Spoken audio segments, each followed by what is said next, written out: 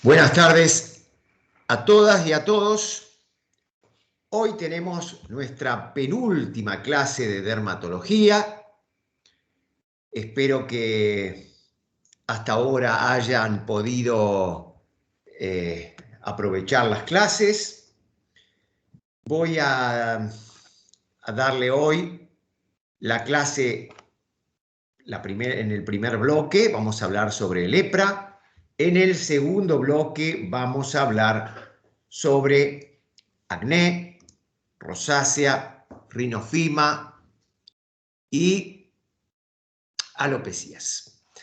Entonces, bueno, vamos a iniciar la clase de hoy hablando de lepra y les cuento que esta es una clase muy especial porque la lepra realmente es una enfermedad muy particular dentro de la medicina.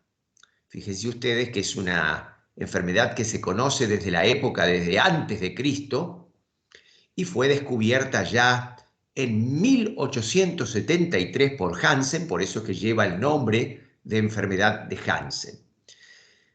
Entonces, bueno, vamos diciendo que es una patología realmente de países o regiones desiguales, importa mucho las condiciones socioeconómicas.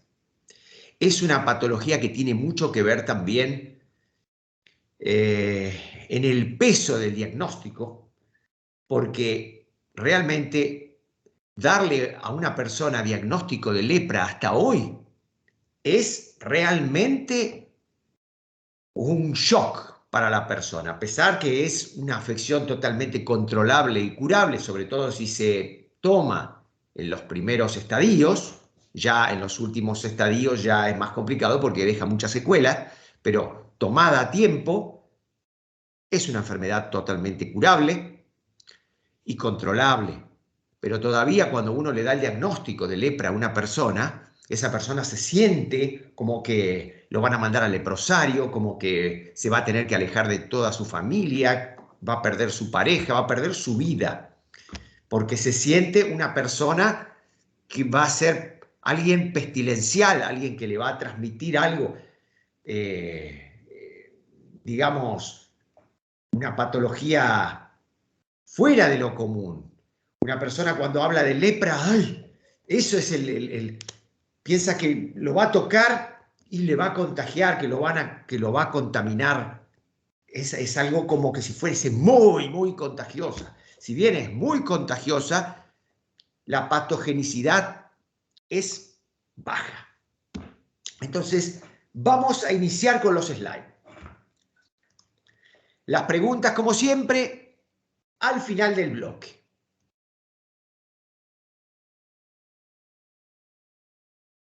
Esta entonces es una patología muy especial y que fue descubierta en 1873 por Hansen, por eso es que también se lo conoce como enfermedad de Hansen. Es una enfermedad contagiosa, entonces, producida por el bacilo de Hansen, también conocido como Mycobacterium leprae, que pertenece a las familias de los micobacterias. Se trata de una enfermedad endémica, principalmente de regiones, como les dije antes, de regiones desiguales, donde realmente predominan las condiciones precarias, donde hay pobreza. Todavía en el mundo hay aproximadamente entre unos 200.000 y unos 250.000 casos al año, a pesar de que hay muchos países que la consideran erradicadas. Todavía se siguen viendo en cualquier parte del mundo, pero principalmente es endémica de países subdesarrollados de Asia, África y lamentablemente de América. En Paraguay aproximadamente hay un promedio de 450 casos por año, de los cuales unos 20 a 30 corresponde a niños por debajo de los 15 años. El Mycobacterium leprae es el bacilo, justamente, Es un bacilo ácido alcohol resistente que tiene una doble membrana. Tiene un tamaño de aproximadamente 4 a 5 micrones de largo por 0,3 a 0,4 micrones de ancho. Siempre se lo trató de cultivar, nunca se consiguió, pero es inoculable justamente al ratón, algún tipo de mono y algún otro mamífero por ahí. Cuando se lo encuentra puede estar solitario o puede aparecer en globis o globias, como se le dice, que son conglomerados de bacilos unidos por una sustancia que se llama glea. Es una sustancia pegajosa, ¿no? El bacilo es de un crecimiento muy lento y por ese motivo tiene una evolución también muy lenta dentro del organismo.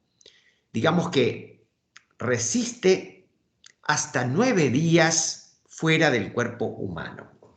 La transmisión, que todo el mundo piensa que es solamente a través de la piel o por contacto directo, en realidad en la vía principal es justamente las vías aéreas superiores. Digamos que una gotita de saliva o de aliento, digamos, de una persona puede contener hasta 200.000 bacilos por cada gotita.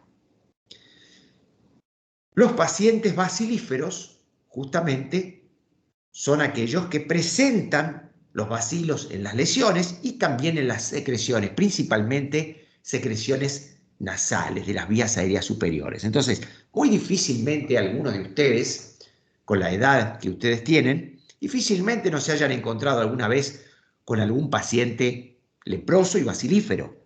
Solamente que uno piensa, bueno, no me tocó, no me va a contagiar. Pero también el contagio no es así de entrada entraron unos solos bacilos y ya la persona está enfermo. No, se necesita en general un contacto de mucho tiempo, de muchos años, para que esa enfermedad pueda desarrollarse. A pesar de que hay muchos casos que realmente los pacientes no se sabe de dónde se pudieron haber contagiado porque no hay en la epidemiología algún antecedente que pueda orientar al respecto. Estos bacilos tienen preferencia por zonas frías del organismo como la nariz, las orejas, los nervios, los testículos. Los reservorios son los seres humanos exclusivamente, a pesar que se puede justamente inocular a otros mamíferos. El reservorio natural es en los seres humanos. La tinción que se utiliza es la tinción de Zell-Nielsen, que hace que estos bacilos sean ácido alcohol resistente de doble membrana. De acuerdo a la observación del Mycobacterium leprae, es decir, mediante la baciloscopía, se pueden elaborar dos índices que tienen importancia. Uno es el índice bacteriológico, que es un índice que indica la cantidad de bacilos que se observan por una determinada cantidad de campos microscópicos. Y por el otro lado tenemos el índice morfológico que indica el número de bacilos enteros o bien coloreados con respecto a aquellos que están o fragmentados o granulosos, que son aquellos que ya están dañados y son inviables. Por eso que los que son vivos son los que se colorean bien, son los bacilos enteros. Y esos bacilos enteros son los que determinan el índice morfológico. El índice bacteriológico, digamos que es el número de bacilos por campo microscópico, ¿no? Entonces, en una baciloscopía negativa no hay bacilos ácido alcohol resistente en 100 campos microscópicos. Ahora, tenemos una baciloscopía de 1, o sea, una cruz. Digamos que cuando en 100 campos, hay de 1 a 10 bacilos. Cuando tenemos 2, entonces 2 cruces, entonces en ese caso los bacilos serían de 1 a 10, pero en 10 campos microscópicos. Fíjense cómo exponencialmente cambió. Y 3 cruces sería 1 a 10 bacilos en cada campo microscópico. Ya cuando le ponemos 4 cruces, es de 10 a 100 bacilos por cada campo microscópico. 5 cruces serían 100 a 1000 por campo microscópico, y de 6 cuando tiene más de 1000 bacilos ácido alcohol resistente en promedio. Fisiopatología. Una vez que el bacilo entra justamente a través de las vías respiratorias del huésped, lo que va a suceder va a depender justamente de la inmunidad del huésped. Porque justamente la inmunidad puede repeler completamente a este bacilo y eliminarlo. Lo neutraliza y se termina. Ahora, puede que desarrolle algún tipo de resistencia y entonces se forma una forma benigna. O puede desarrollar muy poca resistencia o nada y se forma una patología severa, o sea, desarrolla una forma severa. Entonces, ¿cómo podemos saber si se puede o no?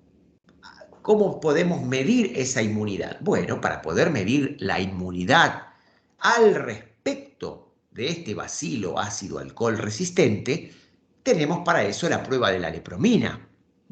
La prueba de la lepromina tiene un valor pronóstico, no tiene un valor, digamos, diagnóstico, no se hace como valor diagnóstico. Sirve también, pero el valor más importante es el valor pronóstico. Justamente tenemos dos lecturas con la lepromina. Una lectura que se hace a las 48 horas, algunos autores dicen hasta las 72 horas, y esa es la reacción de Fernández, que mide en realidad un estado de hipersensibilidad del organismo al germen. ¿Y eso qué puede significar? Que de positiva es muy probable que ese paciente ya estuvo en contacto con ese bacilo. Ya la lectura a los 21 días es la reacción de Mitsuda. Justamente esto indica que hay una resistencia por parte del organismo contra el bacilo. Y esta es la prueba más importante que tenemos, porque esta es la que nos da el valor pronóstico en realidad. Esto significa que si no hay reacción, la prueba se considera negativa. Si hay reacción, hasta 3 milímetros se la considera dudosa. Si hay reacción, se considera positiva una cruz entre 4 milímetros y 5 milímetros. Es positiva 2 cruces cuando la medida hay una reacción de induración entre 5 milímetros y 10 milímetros. Cuando es de más de 10 milímetros positiva, le decimos que tiene 3 cruces. Entonces, si el paciente va a desarrollar una forma benigna y abacilífera y no contagiosa, digamos que eso va a resultar el significado de la positividad. Es decir, si es positivo, es bueno, porque si es positivo, el paciente va a desarrollar una forma benigna. Cuanto más positiva la reacción de Mitsuda, mayor resistencia. Cuando es dudosa, no quiere decir que sea dudoso directamente el diagnóstico. Lo que es dudoso es realmente cuál es el grado de resistencia. O sea, hasta 3 milímetros la resistencia es dudosa.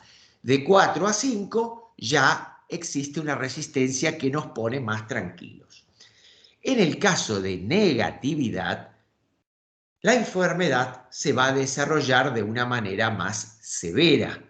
Es decir, el paciente va a ser bacilífero y por lo tanto va a ser contagioso. En las respuestas positivas, ¿qué va a suceder?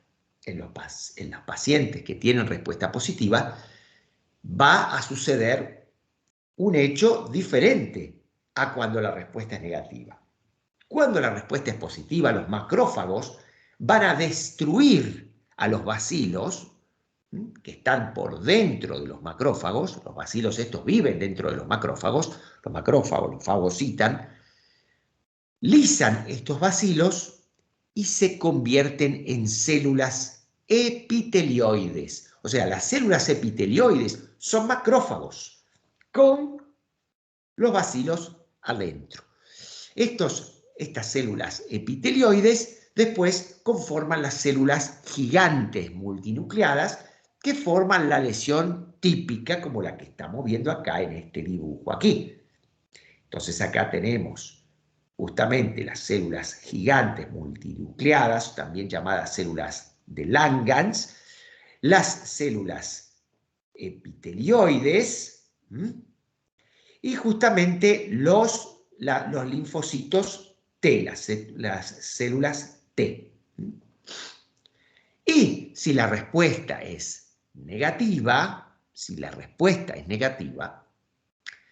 los bacilos no tienen capacidad de lisar a los bacilos. Por lo tanto, va a tener una respuesta negativa. Y los macrófagos tendrán en su interior a los bacilos viviendo y reproduciéndose y convirtiéndose estas células en células espumosas. Y estas células se llamarán posteriormente células de Virchow, que son las que engloban estas globias. La clínica. Vamos a empezar entonces. Ya vimos la inmunología, vimos cómo se produce la reacción o la respuesta por parte del organismo, tanto si es positiva o es negativa. El periodo de incubación varía justamente muchísimo en esta afección porque en realidad es una afección que tiene un periodo evolutivo muy lento porque el bacilo, digamos que se reproduce muy lentamente. El bacilo tiene un ciclo evolutivo muy lento y por lo tanto su periodo de incubación es por lo general muy prolongado y varía desde algunos meses en los casos muy extremos hasta 20 años también en casos extremos también. En algunos casos la enfermedad no se desarrolla como les comenté antes. El promedio aproximado es entre 2 y 5 años. Las formas clínicas justamente serán diferentes de acuerdo a las múltiples y posibles respuestas que el huésped pueda tener. Y eso condicionan a dos formas clínicas que son polares y son bien definidas y establecidas.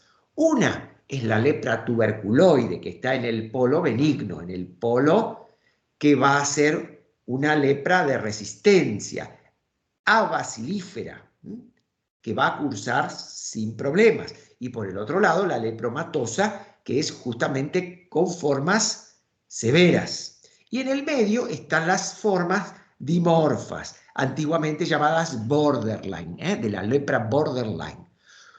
Por lo general, justamente esta afección comienza de una manera indefinida, porque durante 2 a 5 años, que es el promedio de comienzo, justamente no se sabe hacia qué polo la enfermedad va a correr. Entonces puede correr hacia el polo tuberculoide o puede correr hacia el polo lepromatosa.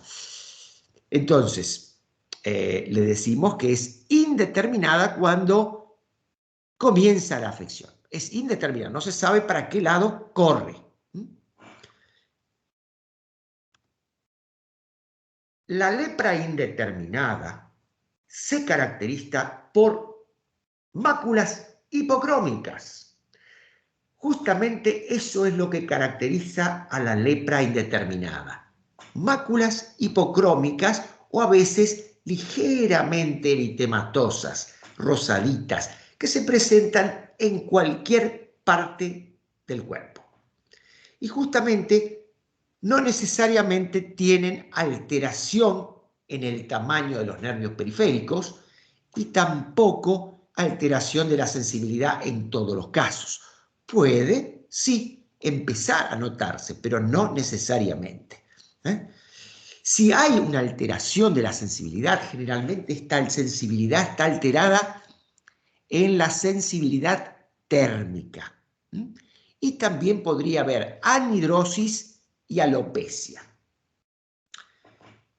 Esa duración de la inestabilidad es variable. También puede durar entre 1 y 5 años, dependiendo hacia qué polo va a evolucionar. Generalmente, si evoluciona el polo tuberculoide, evoluciona más rápidamente.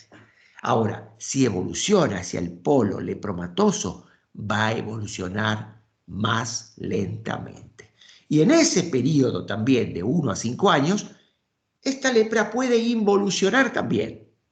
Es decir, puede involucionar en el periodo de incubación, como así también puede involucionar en la fase indeterminada. O puede irse hacia el polo lepromatoso o al polo tuberculoide. Entonces, en dichas lesiones indeterminadas, es posible observar bordes que tienden a ser marcados y ligeramente elevados. Eso cuando evoluciona hacia el polo tuberculoide. Pero si esos bordes se vuelven difusos, que uno no puede determinar a dónde está el borde, eso significa que estamos teniendo una tendencia hacia el polo lepromatoso, porque eso significa que no hay resistencia. Digamos que cuando hay un borde, ese borde viene a ser como una trinchera, para que ustedes recuerden, se los digo. Es como una trinchera que levanta el organismo, entonces por ese motivo tiene borde. Cuando hay borde, significa que hay resistencia. Entonces, la lepra indeterminada, una mácula. Aquí, apenas, a veces visible, apenas un cambio de coloración. Aquí se puede ver esa mácula, que si tiene los bordes marcaditos, mejor. Y si tiene los bordes difusos, que no se sabe exactamente hacia dónde corre, peor. Por ser, entonces, indeterminada, ¿cómo va a estar la baciloscopía? ¿Cómo ustedes imaginan? Y bueno, la baciloscopía también va a ser indeterminada. Entonces puede ser negativa o puede ser positiva. Y la prueba de Mitsuda también va a ser indeterminada. Puede ser positiva o negativa, porque esto va a depender. Si la prueba de Mitsuda es positiva y la baciloscopía negativa, tenemos tendencia a pasar hacia el polo tuberculoide. Y viceversa, pasaríamos al lepromatoso. La anatomía patológica, justamente, no tiene, en este estadio, no tiene ni el granuloma ni las células de Virchow. Es decir, se caracteriza por un infiltrado linfocitario, histiocytario o de fibroblastos alrededor de las terminaciones nerviosas periféricas. Solamente eso. Si hubiese una visualización de un bacilo, entonces ahí confirmaríamos el diagnóstico. Se hace diagnóstico diferencial con la pitiriasis alba que habíamos visto la semana pasada, la pitiriasis versicolor, que son estas lesiones micóticas, como las que están viendo aquí, que tienden a confluir, que suelen dar ampliamente, que tienden a confluir, que tienen el signo de la uñada, que le había comentado cuando vimos las micosis superficiales. En el caso del vitiligo, el vitiligo tiene lesiones bilaterales, simétricas, hipopigmentadas o apigmentadas, es decir, sin ningún tipo de pigmento, con un borde marcado de hiperpigmentación. Entonces, hay una diferencia grande entre uno y otro. Los nevos acrómicos son parecidos al vitiligo, significa que son un defecto congénito, que justamente no tiene melanina y por ese motivo es un nevo acrómico que también hay que hacer el diagnóstico diferencial.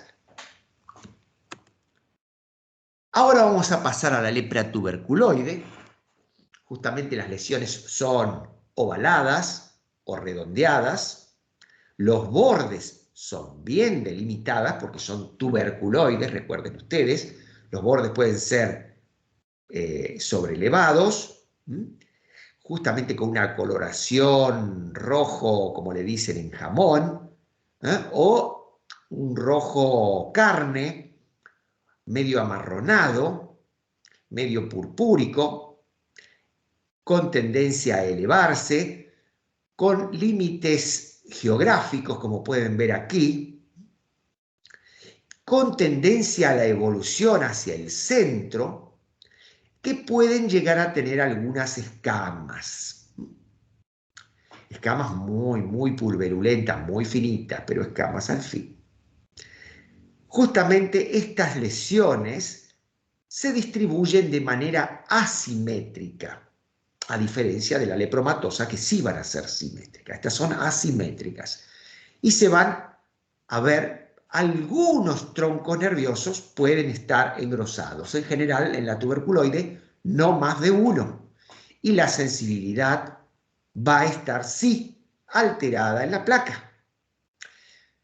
Muestra también alopecias, anhidrosis o hipohidrosis. Aquí vemos justamente los bordes como trincheras, justamente que se protegen principalmente del lado de afuera. Hacia el lado de adentro, digamos que la terminación es más difusa, más, digamos, más suave el declive. En cambio, hacia afuera es como realmente una muralla.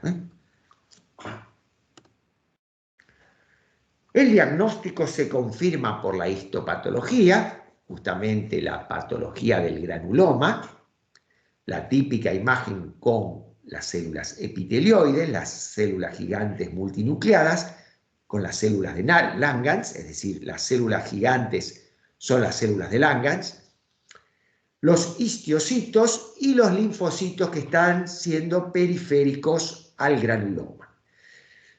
No hay presencia de bacterias, no se ven, y la reacción de Mitsuda, por lo tanto, será positiva, habrá una buena respuesta.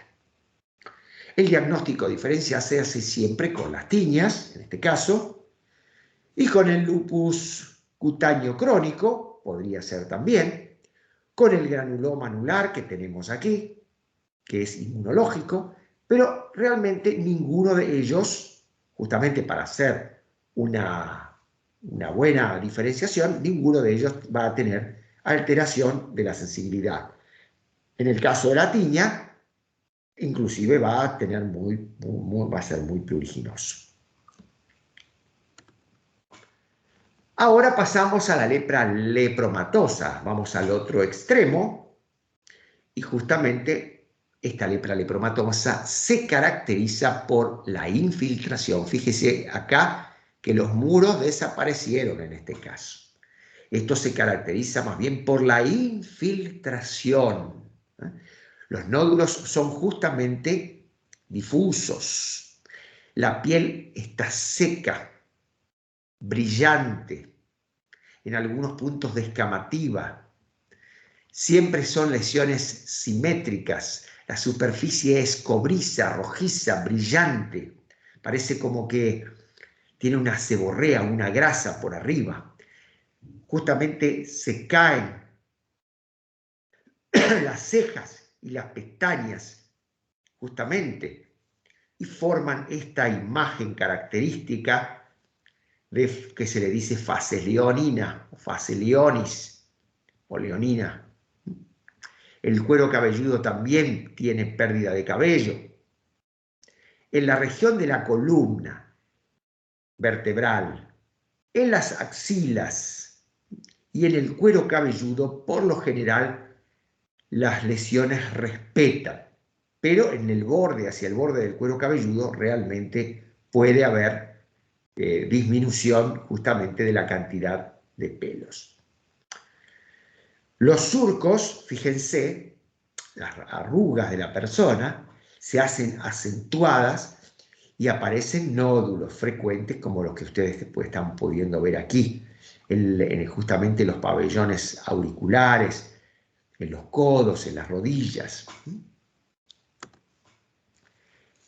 Siempre estos pacientes cuando ingresan al consultorio y ustedes los ven por la primera vez, notan que el paciente tiene una obstrucción nasal, un taponamiento nasal, está como resfriado, a veces puede tener sangrados. Justamente esos sangrados acaban destruyendo poco a poco el tabique nasal, lo que puede terminar en esta imagen que están viendo aquí. Entonces, primero hay una infiltración, luego hay una perforación y con afección también de la laringe, de la faringe, y se altera la voz, tiene como una voz gangosa, pegajosa, es como que estuviese saliendo de un resfrío, como si le tapara la nariz. Respira con dificultad a través de se hace una respiración bucal. Generalmente estos pacientes tienen se siente un olor que es característico, que es un olor un poco ácido. Cuando el paciente se sienta, uno ya siente ese olor ácido, justamente por esa halitosis que el paciente tiene al no poder respirar también por la respiración nasal. En los ojos puede aparecer queratitis, iritis, lo que puede llegar a producir una ceguera. Justamente una de las secuelas de la lepra lepromatosa es la ceguera. Hay compromiso nervioso, sí o sí, y hay también un compromiso visceral con potencial para afectar a todos los órganos. Generalmente el cerebro no, toma el sistema nervioso periférico, pero el cerebro no. Y justamente las vísceras, el hígado y el vaso son las más frecuentes, pero también el riñón. Los testículos también, justamente por ser en una zona fría, son justamente un blanco para el bacilo de Hansen. ¿Cómo se hace el diagnóstico? Bueno, el diagnóstico se hace por la baciloscopía, que se puede hacer de las secreciones nasales. Justamente de la anatomía patológica van a ver las células de Virchow, va a haber plasmocitos abundantes y escasos linfocitos. La prueba de Mitsuda será, como ustedes imaginan, negativa, como ya dijimos también, ¿no? El diagnóstico diferencial se hace con leishmaniasis, sífilis y lupus eritematoso sistémico. En la leishmaniasis, la ruptura del septum es diferente y da esta nariz en tapir. En la sífilis, justamente estas son las sífilides papulosas que se ven en el secundarismo, son bastante diferentes a los lepromas. Y la fase leonina, en este caso, no se presenta. Ahora pasamos a la lepra dimorfa.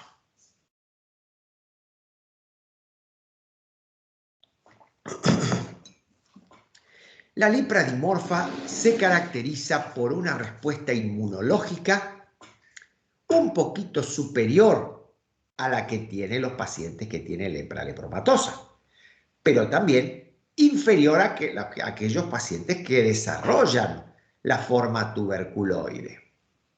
Entonces se trata justamente de una forma de lepra que es inestable.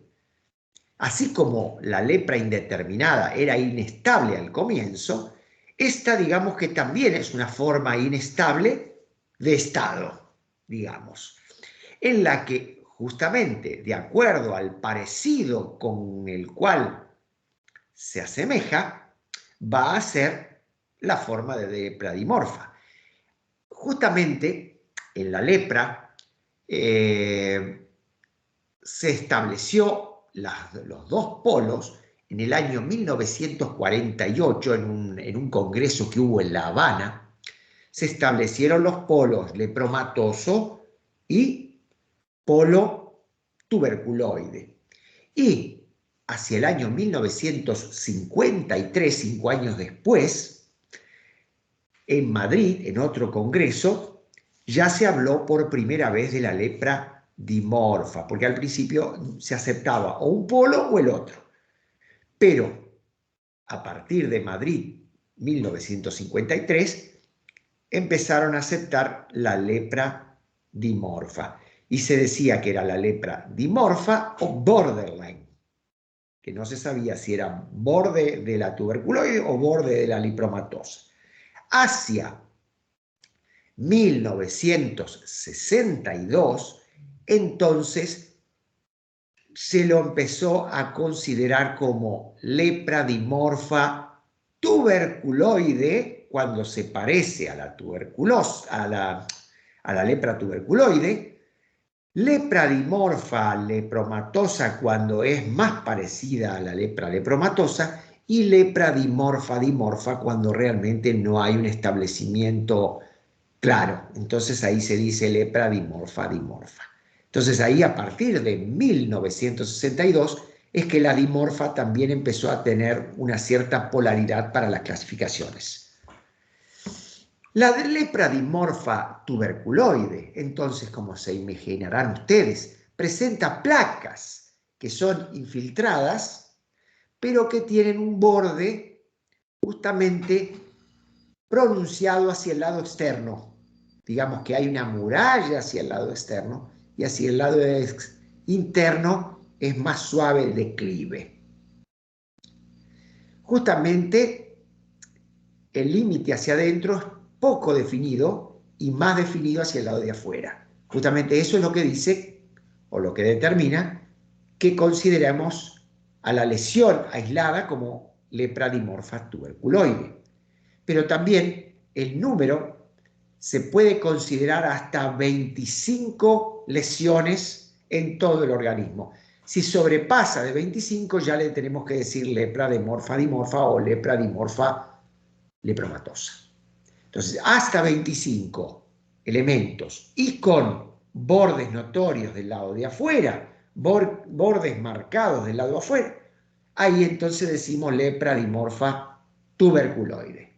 Bordes y justamente la cantidad de elementos para poder determinar que es una dimorfa tuberculoide. Justamente hay tendencia a la simetría y hay un compromiso nervioso que puede generar incapacidades importantes.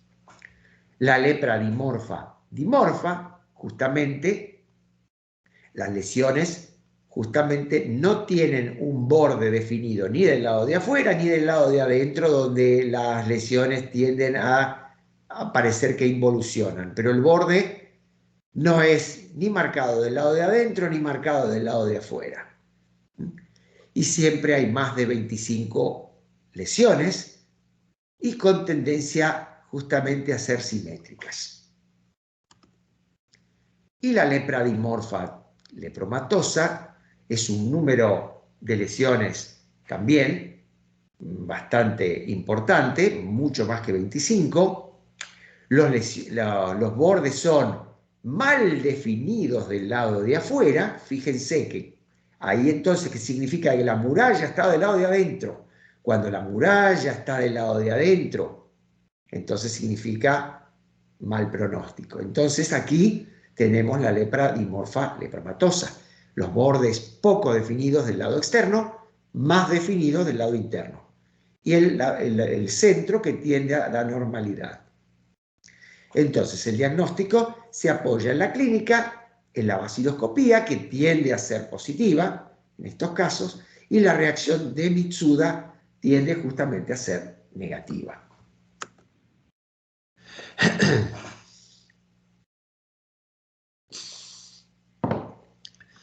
La evolución de la enfermedad sobre los nervios periféricos es un partido aparte, podemos decir, porque ejerce características que son distintivas para cada fase y distintivas para el tipo de daño neural que nos estamos presentando. Justamente puede afectar apenas la función sensitiva o la sensitiva y la motora, y a veces el trofismo. La primera manifestación, como le dije al principio, se caracteriza por la afectación neural, principalmente de la sensibilidad y de todas las sensibilidades. La que más rápido se afecta es la sensibilidad térmica.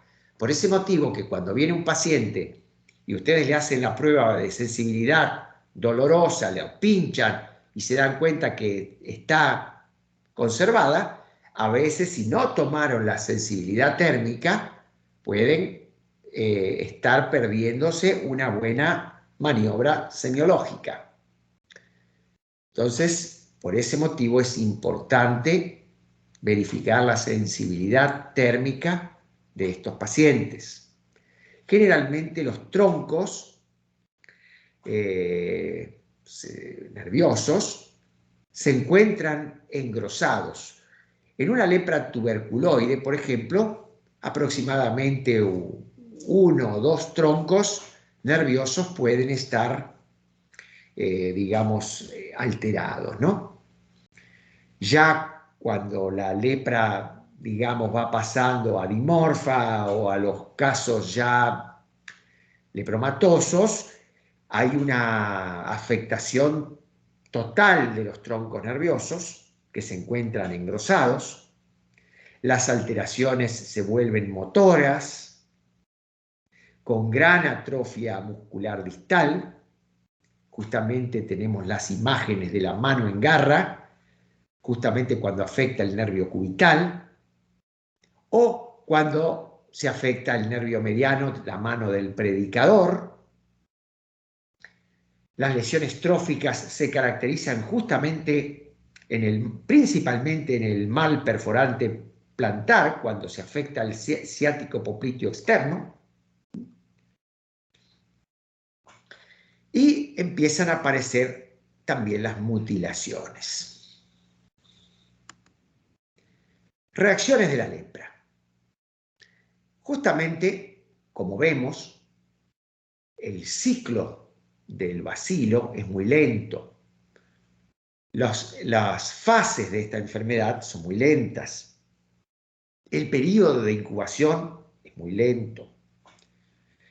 Digamos que es una enfermedad que tiende a una cronicidad absurda. Entonces, cualquier elemento que rompa ese equilibrio que hay, digamos que para que ustedes tengan un ejemplo, ¿no? Digamos que es una lucha muy larga en que todo está empatado. Es como un partido que está 0-0 y nadie define nada. Entonces, cualquier cosita puede definir el partido. Entonces, cualquier fenómeno, entre esos fenómenos, la medicación, rompe ese equilibrio de años que hay de tolerancia entre el bacilo y el sistema inmune del organismo. Ese sistema inmune y el bacilo tienen un equilibrio. Y que la medicación, por lo general, es la medicación lo que rompe ese equilibrio. Ahora, también ese equilibrio puede romperse por otros factores que ustedes pueden imaginar, como por ejemplo enfermedades consultivas, por ejemplo, si tiene tuberculosis el paciente, un embarazo, cambios a nivel hormonales de la pubertad, personas muy estresadas, personas que puedan tener COVID en este momento, imagínense un paciente con SIDA o con cáncer, que empiezan a modificar el sistema inmunológico y eso tuerce la pelea hacia un lado o hacia otro. Entonces, por ese motivo es que se presentan esas reacciones. Esas reacciones justamente pueden ser de dos tipos. Una llamada tipo 1, que son las relacionadas a la inmunidad celular. A esto le llamamos reacción de reversa. Y las tipo 2, cuando están relacionadas a la inmunidad humoral. Y estas se manifiestan por eritema nudoso, eritema polimorfe y el fenómeno de Lucio. Reacción de reversa. ¿Qué significa esto? Solamente esto se observa en pacientes bacilíferos, siempre. No se presenta en pacientes tuberculoides. ¿Por qué? Porque el tuberculoide es abacilífero. Y estas reacciones se presentan justamente cuando el medicamento empieza a actuar sobre los bacilos, empieza a haber una lisis de bacilos, se destruyen, se liberan antígenos y esos antígenos entonces estimulan al sistema inmune que produce un viraje hacia el polo tuberculoide, es decir, hacia el polo tuberculoide. Principalmente la de reversa es hacia el polo tuberculoide. Hacia el polo lepromatoso es más difícil que se presente. Cuando es hacia el polo lepromatoso le decimos reacciones de reversa, pero de degradación. Entonces, cuando va hacia el polo tuberculoide hay un aumento de la inmunidad celular. Cuando vamos hacia el polo lepromatoso hay una disminución de esa enfermedad o inmunidad celular. Entonces, siempre se presenta una exacerbación, en el caso de la reacción de reversa, se presenta una exacerbación de las lesiones. Estas lesiones se vuelven edematosas, se vuelven en algunas ocasiones ulceradas, escamosas, se vuelven infiltradas, principalmente en manos y pies, en cara. Es como que cara, manos y pies parece como que están muy hinchadas. También hay una exageración brusca en cuanto a las neuritis, aumentando los trastornos tanto sensitivos como motores. Por lo general hay un cambio general con malestar general, postración, fiebre. La bacteriología, si era positiva, tiende a negativizarse cuando la reacción de reversa es hacia el polo tuberculoide. El Mitsuda tiende a ser positivo débil cuando antes estaba negativo. Es decir, empiezan a observarse esos cambios principalmente cuando hay una reacción hacia el polo tuberculoide. Entonces, generalmente esta reacción de reversa se produce por la medicación, pero también se puede dar por los otros fenómenos que le había comentado anteriormente, tanto cáncer, otras enfermedades consultivas, el COVID, la diabetes, embarazos, pubertad, una serie de fenómenos que pueden alterar la inmunidad. El tratamiento de esta reacción de reversa lo hacemos con prednisona en una dosis de aproximadamente 1 a 2 miligramos por kilo de peso y por día, y que se mantiene aproximadamente por 6 meses, pero se va tratando de disminuir la dosis lo más rápido que se puede, ¿no? Y las reacciones de tipo 2, estas reacciones de tipo 2 que habíamos dicho que eran humorales, justamente se producen por una hipersensibilidad de tipo 3 de Hels y Combs. Recuérdense que son 4 tipos de reacciones de hipersensibilidad. La tipo 3 es justamente la que se observa en este caso, que es por inmunocomplejos, y justamente en estos casos se presentan en pacientes lepromatosos, en muchos menos casos en la lepra dimorfa, y pueden afectar justamente la piel, generalmente con nódulos, edemas, afectación de los nervios periféricos, dolores osteoarticulares, en algunas ocasiones con vasculitis, glomerulonefritis, orquitis, hepatitis, alteraciones oculares graves que pueden llegar a la ceguera, adenopatías que supuran y que a veces se fistulizan.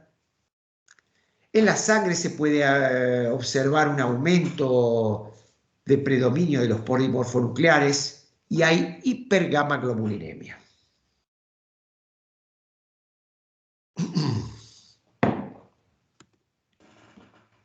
Entonces, dentro de las reacciones que habíamos dicho, teníamos el eritema nudoso, el eritema polimorfo o multiforme y el fenómeno de Lucio.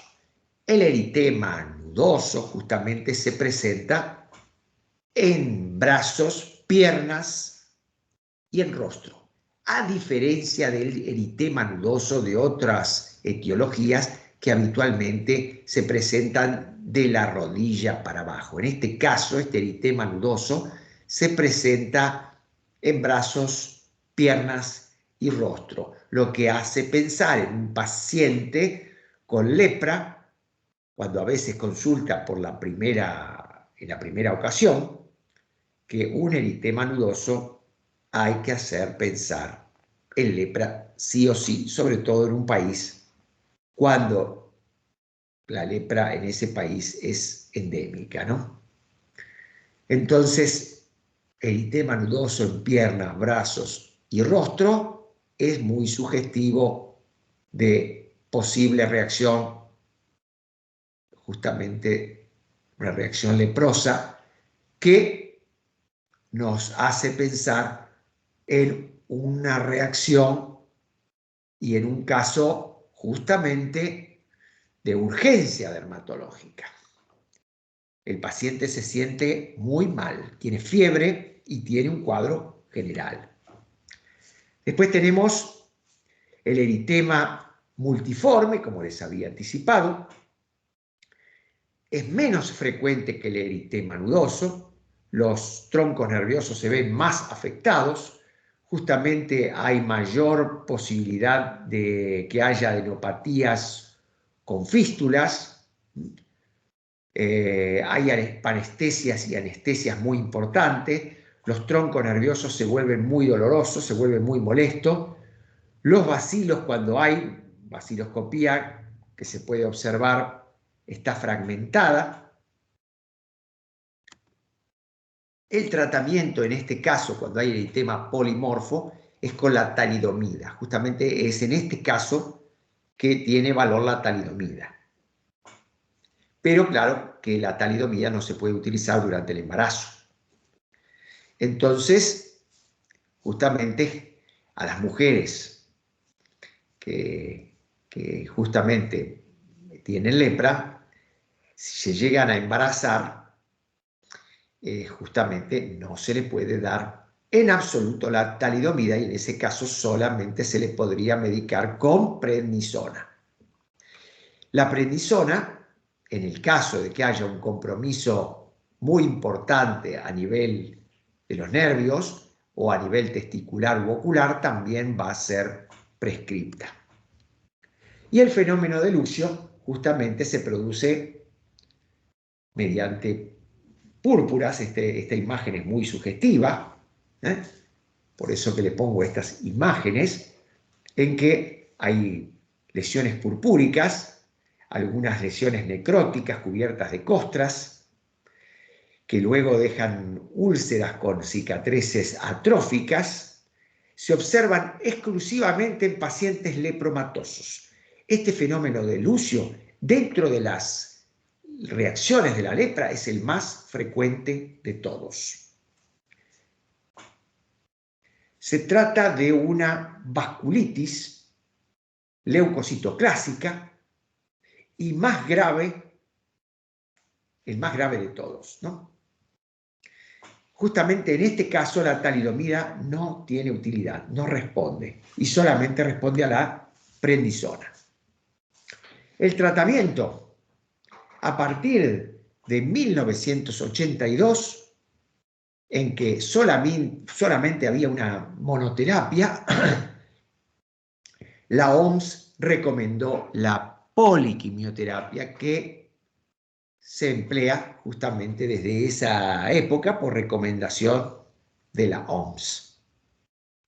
Justamente para poder hacer esta poliquimioterapia, se divide a los pacientes en dos grupos principales, en dos grupos bien definidos: los multivacilares y los pausivacilares. Los multivacilares incluyen a los pacientes con formas lepromatosas, dimorfas e indeterminadas que tengan baciloscopías positivas. Y los pacientes pausivacilares incluyen a los pacientes que presentan o formas tuberculoides o tienen una dimorfa tuberculoide indeterminada con menos de 5 lesiones. Y aquí tienen los esquemas. Para pacientes multivacilares tenemos la rifampicina, 600 miligramos una vez al mes, solamente un día al mes. La dapsona 100 miligramos por día. La clofazimina 300 miligramos al principio junto con la rifampicina, una vez al mes. Y después 50 miligramos por día por 12 meses si lo consigue hacer de manera continuada. Le van a dar 12 blister en total, pero esos 12 blister en total tiene que terminarlo antes de los 18 meses, si no va a tener que hacer tratamiento nuevamente. En el caso pausivacilares, se le va a dar rifampicina de 600 miligramos una vez por mes, dapsona 100 miligramos por día, hasta 6 meses si lo consigue hacer de seguido. Y si no, si hay alguna interrupción, bueno, hasta 9 meses se puede completar este cuadro. Entonces, llegamos a la conclusión que más de 6 meses de interrupción no puede haber. O sea, hasta 18 meses se tiene que completar el tratamiento para los multivacilares. Y los pausivacilares solamente se puede completar este tratamiento hasta 9 meses, no más. Si no, tiene que volver a completar el ciclo. Como se pueden imaginar, de 10 a 14 años, el tratamiento también es diferente, ¿verdad? Entonces las dosis van a ser diferentes. La rifampicina, en vez de 600, va a ser 450 miligramos una vez al mes. La dapsona, en vez de 100, va a ser 50 por día. La clofazimina, en vez de ser 300, va a ser 150 una vez al mes. Y después, 50 miligramos en días alternos.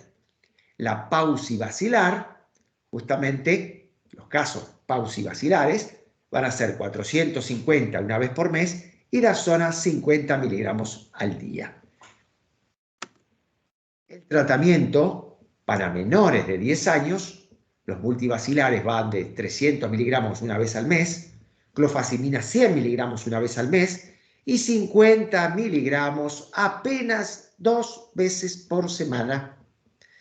La dapsona justamente va a 25 miligramos, es decir, la dapsona va disminuyendo de 100 a 50 y 25. Los pausivacilares pasa 300 miligramos una vez al mes y dapsona 25 miligramos diarios. Las reacciones adversas que tienen estos medicamentos, principalmente la rifampicina, tiene hepatotoxicidad, puede generarse una plaquetopenia y a veces puede tener importancia porque interfiere en el uso de los anticonceptivos y esto es muy importante en pacientes con lepra.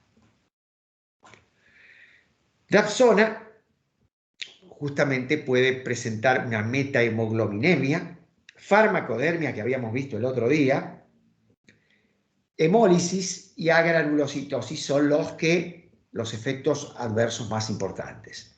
La clofazimina en general no tiene muchos efectos adversos, apenas se observa a veces un malestar a nivel digestivo, pero el problema es la pigmentación que la clofazimina genera en los pacientes. Entonces los pacientes se vuelven oscuros, una piel oscura, violácea, azulada.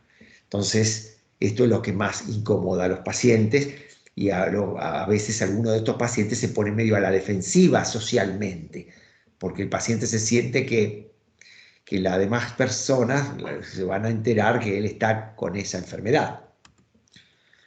Criterios de curación. Justamente, para una lepra lepromatosa, una vez que termina, o sea, una multivacilar, después de un año, o sea, 12 blister, o completó el tratamiento de un año de seguido, entonces lo vamos a vigilar durante 5 años.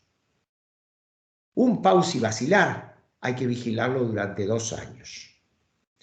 Justamente cuando en el periodo de vigilancia aparecen signos o síntomas, se deberá completar otro ciclo de tratamiento. Y bueno, si tienen alguna pregunta, vamos a responderle.